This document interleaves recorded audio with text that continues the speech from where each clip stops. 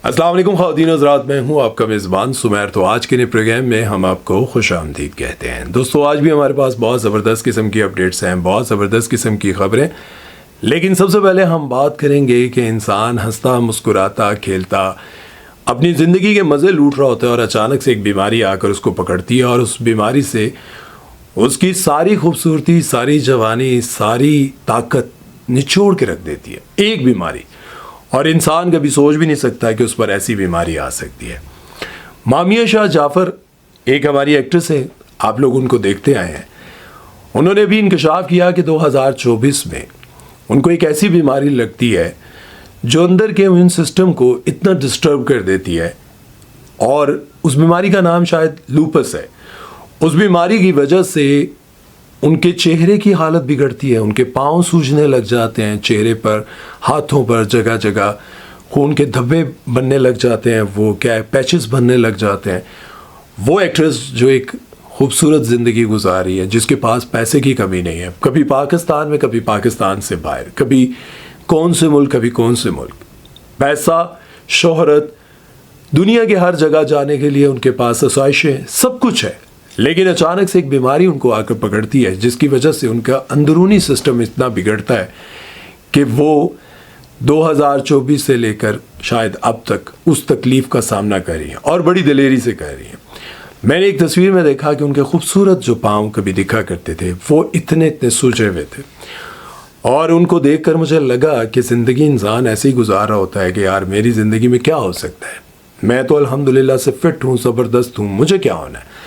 लेकिन फिर अल्लाह की तरफ से कोई ऐसी चीज़ आपकी ज़िंदगी में, ऐसी आजमाइश आती है कि आपको उस बीमारी में मुब्तला कर दिया जाता है, आप झगड़े जाते हैं, और फिर आप खुद से नहीं निकल पाते, चाहे आप जितने मर्जी समझदार हों, ताकतवर हों, उस बीमारी में आप फंस जाते हैं। खैर, उनकी इस हालत को देखकर मेरे दिल से ये दुआ निकली कि अल्लाह ताला उनको शिफा दे। आप भी दुआ कीजिएगा, और जब भी कोई आपको दुआ के लिए बोला करे ना, तो रस्मन ना कहा करें, हाँ इंशाल्लाह कर दिया करें दुआ। क्या पता होता है कि आप जब दुआ करें तो अल्लाह आपकी दुआ कबूल कर ले, क्योंकि कहते हैं कि 24 घंटों में कोई एक लम्हा ऐसा होता है कबूलियत का, कभी आप उस लम्हे में मांग लेते हैं और कभी नहीं मांगते। तो जब भी कभी आपसे कोई कहे कि मेरे लिए दुआ करें, जैसे मैं अभी आपको कह रहा हूँ कि मामिया शाह जाफ़र के लिए आप दुआ करें, तो आपको कर देनी चाहिए कि अल्लाह ताला उनको शिफा दे और अल्लाह ताला उनको सेहतयाबी वाली ज़िंदगी दे, और वो जल्द से ठीक हो जाए, और अल्लाह उनको अपनी कुर्बत अता फ़रमाए, अपनी ऐसी कुर्बत अता फ़रमाए कि उनको अच्छा लगे मज़ीद ज़िंदगी। क्योंकि बहुत सारे लोग बीमारी के बाद अल्लाह के करीब हो जाते हैं, और अल्लाह कभी कभार इसलिए भी बीमार करता है कि उसको अल्लाह की कुर्बत मिल जाए। क्योंकि जब तकलीफ़ होती है तो इंसान कुछ नहीं कर पाता, ना दवाइयाँ, मेडिसिन, इंजेक्शंस, कुछ नहीं कर पाता। तो फिर अल्लाह की कुर्बत बड़ा सुकून देती है, अल्लाह के करीब जाना, अल्लाह के आगे झुकना, रोना, दुआएँ मांगना, और वो जो दुआएं होती हैं, वो सजदे होते हैं, वो सब कुछ अल्लाह को बड़ा पसंद होता है कि मेरा बंदा मेरे आगे गिड़गिड़ा रहा है, रो रहा है, मेरी कुर्बत में आ रहा है, मेरे करीब आ रहा है। तो अल्लाह ताला कभी कभार ऐसा भी करते हैं। लेकिन बहुत सारे लोग ये भी कहते हैं, पता नहीं किस दी बदुआ लग गई। देखिए, खुद पर आए तो आजमाइश, खुद पर आए तो अल्लाह की मर्ज़ी, दूसरे पर आए तो कहते हैं किसी की सज़ा, किस बात की सज़ा। बहरहाल आप लोग दुआ कीजिएगा, मैं भी करता हूँ कि अल्लाह ताला उनको सेहत दे। खैर, चलते हैं नेक्स्ट खबर की तरफ। वो बात करते हैं जी एहसन खान की उस वीडियो के बारे में, जिसके बाद उनको तारीफ़ नहीं बल्कि तनकीद का सामना करना पड़ा। इतनी तनकीद का सामना करना पड़ा कि वो शायद सोच रहे होंगे कि मैं काश ये वीडियो ही ना लगाता। लेकिन काफ़ी साल पहले जब वो सोशल मीडिया पर आए थे, तो उनसे एक बात पूछी गई थी कि आप ये बताएं कि आप सोशल मीडिया पर आ गए हैं, क्योंकि उस वक्त मेन स्ट्रीम मीडिया के लोग सोशल मीडिया पर नहीं आते थे। तो उनसे जब ये पूछा गया कि आप सोशल मीडिया पर आ गए हैं, तो आपको पता है कि सोशल मीडिया पर लोग कैसे कैसे कमेंट्स करते हैं। तो उन्होंने कहा कि सोशल मीडिया पर आने से पहले मैंने ये फैसला कर लिया था कि लोग जो भी कहें मैं उसको इग्नोर करूँगा और मैं सोशल मीडिया को लेकर चलूँगा। ये वो एक्टर हैं जो सोशल मीडिया पर सबसे पहले आए थे। उससे पहले बड़े बड़े एक्टर सोशल मीडिया पर नहीं आते थे, वो उनको लगता था कि सोशल मीडिया हमारी जगह नहीं है। खैर, एहसन खान एक रेडी वाले को जाता हुआ देख रहे थे, बुजुर्ग थे, गाड़ी से उतरते हैं और उनकी रेडी को धक्का लगाना शुरू कर देते हैं। वीडियो वायरल होती है तो लोगों ने लिखना क्या शुरू किया कि भाई नेकी कर इंस्टाग्राम पर डाल, जैसे कहते हैं ना नेकी कर और दरिया में डाल, इसी तरह लिखा जी नेकी कर इंस्टाग्राम पर डाल। एक और भाई साहब हैं, वो लिखते हैं कि बहुत हेल्प की लेकिन मेरी आज तक कभी वीडियो वायरल नहीं हुई। मतलब हम दिन में इतनी नेकियां करते हैं, साड़ी वीडियो कभी किसी ने बढ़ाई और ना ही वो वायरल हुई। उसके बाद एक और साहब हैं, वो लिखते हैं कैमरा ऑन हो तो सबका नेकी का जज्बा जो है वो जाग जाता है भी गल है। कैमरा ऑन होवे तो बंदा फिर दिलेर भी बन जाता है। एक और साहब ने कमेंट किया, बड़ा मजेदार कमेंट है। उन्होंने लिखा कि कैमरा मैन कैमरा पकड़ और वीडियो बना। वीडियो अच्छी आनी चाहिए, 4K नहीं बल्कि 8K और 60 FPS में बना, ताकि फेस क्लियर कम्युनिटी को दिखाना है कि मैं ही हूं और कोई नहीं। मतलब क्लियर आए कि लोगों को पता चले कि मैंने ही नेकी किया, किसी और ने नहीं। अच्छा, एक और साहब लिखते हैं कि वीडियो बनाने की क्या जरूरत थी भाई, नेकी कर ली थी तो बस नेकी करके निकल जाते। किसी और ने भी लिखा है कि भाई नेकी कर दरिया में डाल। इस तरह की बहुत सारी बातें लिखी। और एक और हमारी एक्ट्रेस हैं जिनका नाम है हिना अल्ताफ, वो लिखती हैं सीरियसली अफसोस। अच्छा, ये जो बात है ना, सीरियसली अफसोस, ये इस तरह के कमेंट्स तब आते हैं जब किसी के साथ शायद कोई टाइम बुरा गुजरा होता है। बहरहाल, आपको क्या लगता है कि जब एहसन खान ने ये वीडियो बनवाई और लगाई, फिर सोशल मीडिया पर वायरल हुई, तो आपको क्या लगता है कि ये ड्रामेबाजी थी? क्या अगर ऐसे कोई बड़े एक्टर्स इस तरह करें, गाड़ी से उतर कर किसी की हेल्प करें, वीडियो बनाएं, ये चीज़ें करें, तो उससे अच्छा मैसेज भी जा सकता है कि या हमें सिर्फ यही सोचना चाहिए कि वीडियो नहीं बनानी चाहिए थी? आप लोग मुझे कमेंट सेक्शन में ज़रूर बताइएगा। मुझे यूँ लगता है कि भाई जैसे भी करो, नेकी करो, करते जाओ। खैर, वो कोई इतनी बड़ी ऊंची चढ़ाई पर भी नहीं थे कि बाबा जी की रेडी पीछे चली जाती। उन्होंने बस धक्का लगाना था और उन्होंने लगा लिया। जिस तरह से बहुत सारे लोगों को पता है कि सोशल मीडिया पर किस तरह से वायरल होना है, क्या करके वायरल होना है। जिस तरह से अभी मैंने पिछले दिनों, वो जानी साहब हैं जो कॉमेडियन हैं, वो कहते हैं कि भाई टिकटॉक पे वायरल होने के लिए अच्छा खासा बंदा हो, मूंछों वाला, दाढ़ी वाला, सही दिलेर आदमी नजर आता हो, लेकिन वो दुपट्टा करके डांस करने लग जाए तो वो ऐसे वायरल हो जाएगा। वो जिनको पॉडकास्ट दे रहे थे तो उन साहब का मुझे नाम तो नहीं पता, वो भी दाढ़ी और मूंछों वाले थे, सही जट टाइप के बंदे थे, बिल्ली आंखें उनके, खूबसूरत बंदे थे। तो उनको ये कहा कि भाई इस तरह से वायरल होते हैं, आप जितनी मर्जी मेहनत करें, बड़े बड़े लोगों को अपने सामने बिठा के पॉडकास्ट करवा लें, आप कभी वायरल नहीं होते। एक और साहब है ना जो आजकल पॉडकास्ट करते हैं, तो वो सवाल ही ऐसे करते हैं कि लड़ाई बन जाए, और लड़ाई बनने के बाद सोशल मीडिया पर वायरल है।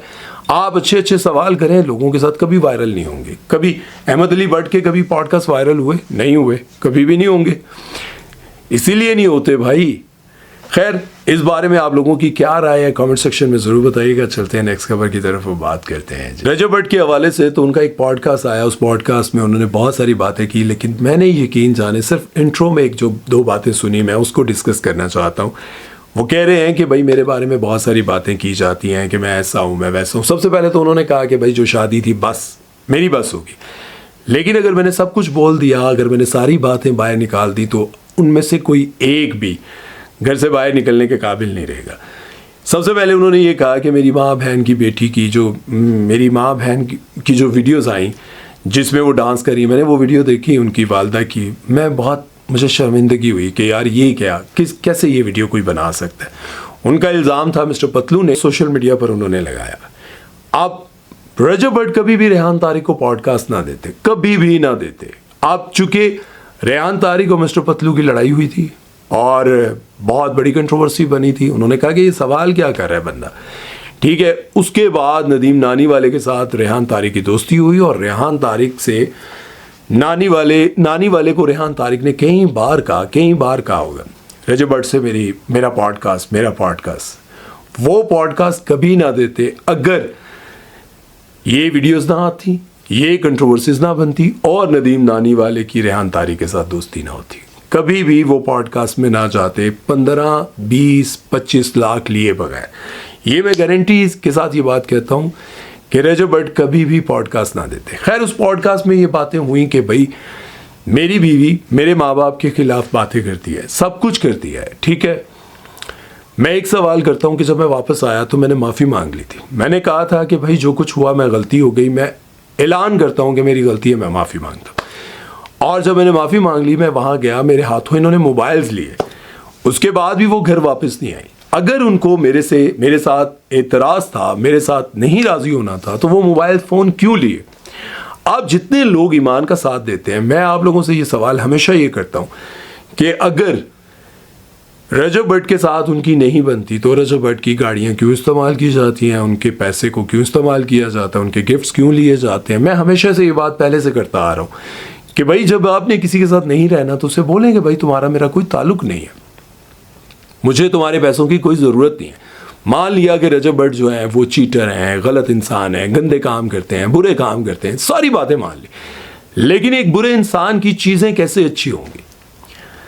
अगर आप इख्तिलाफ करते हैं, इख्तिलाफ राय रखते हैं, कुछ भी करते हैं, भाई आपको एक बंदा अच्छा ही नहीं लगता, आपने उसके साथ नहीं रहना, उसकी चीज़ों को आप कैसे इस्तेमाल करते हैं?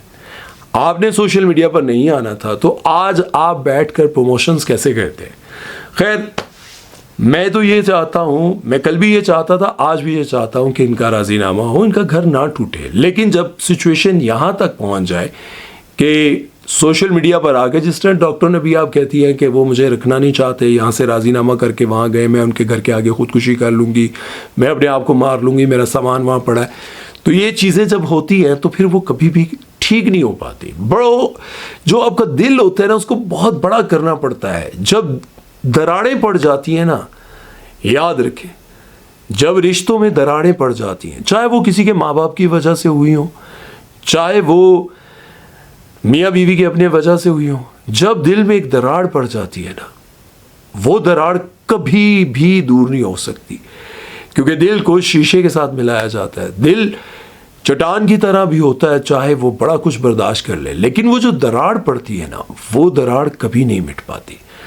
कभी कभार साला साहब हों, सास ससुर हों, कोई भी हो, वो अपनी तरफ से कह रहे होते हैं कि अब हम सब कुछ सही करके रखेंगे, ऐसा सबक सिखाएंगे, लेकिन वो दिल के अंदर वो जो दरार होती है ना, वो जो जख्म होता है, वो कभी नहीं भरता। और उस जख्मी की वजह से मियाँ बीवी के दरमियान चाहे मोहब्बत हो, चाहे प्यार हो जाए, कुछ भी हो जाए, वो एक खलिश, वो एक तल्ख हकीकत बाकी रह जाती है। और जब भी वो याद आती है, दिल से ऐसे मोहब्बत निकल जाती है जैसे कभी थी नहीं। दिल से मोहब्बत इस कदर दूर भागती है कि जैसे मोहब्बत नाम से इंसान को नफरत हो गई हो। ये हकीकत है। इसलिए मैं ये बात समझाना चाहता हूँ कि जब भी कभी मियाँ बीवी का राजीनामा करवाएं तो, या लड़ाई हो रही हो, तो याद रखें, चाहे वो लड़की की तरफ से माँ बाप हो, भाई हो, चाहे वो लड़के की तरफ से हो, ऐसे जख्म ना लगाएं कि उसके बाद मियाँ बीवी कभी दिल से एक ना हो सकते हो। शायद कुछ लोग बच्चों की वजह से, शायद कुछ अपनी मोहब्बत के हाथों मजबूर होके कि मैं इसके बगैर रह नहीं सकता, मजबूरी ये है कि मैं इसके बगैर रह नहीं सकता, लेकिन इसने इसके दिए हुए जख्म भी मैं बर्दाश्त नहीं कर सकता। इसके दिए हुए जख्म, इसकी दी हुई वो सारी तकलीफ़ें मुझे याद आती हैं, मेरे अंदर आग लगती है उसकी वजह से। तो ये सारी चीज़ों को देखते हुए मैं आप लोगों को यही बात समझाता हूँ कि इस कदर उस हद तक ना जाएं, उस लेवल तक ना जाएं कि आखिर में आप लोग एक होकर भी कभी एक ना हो पाए। उम्मीद है कि मेरी बातें आपको समझ आई होंगी। अपना ख्याल रखिएगा, लेकिन इन बातों पर गौर ज़रूर कीजिएगा। अगर आप किसी से मोहब्बत करते हैं और किसी से रिश्ता रखते हैं तो याद रखें, इस हद तक ना जाइएगा कि कभी दोबारा एक होने पर भी आपके लिए वो दिल में इज्जत ना रही। अपना ख्याल रखिएगा, दुआओं में याद रखिएगा। सुमैर चौधरी को दीजिए इजाज़त। अल्लाह हाफ़िज़।